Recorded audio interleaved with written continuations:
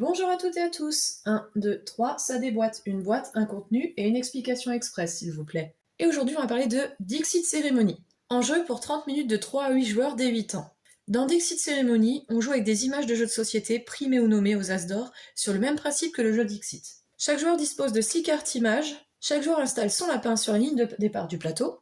Un joueur devient alors compteur pour le tour de jeu. Il choisit alors une des 6 images qu'il a en main et crée une phrase à partir de sa carte, ou donne un mot, un indice, sans la montrer aux autres joueurs. Par exemple, ici, je vais mettre celui-ci, c'est pour Just One, je vais dire, il n'y a que celui-là qui compte pour moi, je vais leur dire, c'est la seule chose qui compte pour moi. Je la garde avec moi. Les autres joueurs vont choisir, selon eux, une carte qui va correspondre à le seul. Là, lui, par exemple, un parking vide, ça peut lui inspirer d'être seul. Chacun va donner sa carte. À partir de ça, les joueurs devront voter pour, selon eux, essayer de retrouver la carte du compteur. On ne peut pas voter pour sa propre carte. Le compteur ne vote pas. Si par exemple, tous les joueurs votent pour ma carte, je ne marque pas de points, donc je n'avancerai pas sur le plateau, mais les autres joueurs avancent de 2 points. Si par exemple, un certain nombre de joueurs a trouvé, mais pas tous les joueurs n'ont trouvé ma carte quand je suis compteur, les autres joueurs qui ont trouvé vont avancer de 3 cases, et je vais aussi en tant que compteur avancer de 3 cases. Et dernier exemple, si personne ne trouve ma carte en tant que compteur, je n'avancerai pas. Par contre, tous les autres joueurs vont avancer de 2 cases. Donc l'idée, c'est bien d'être entre les deux, de donner assez d'indices, mais pas trop,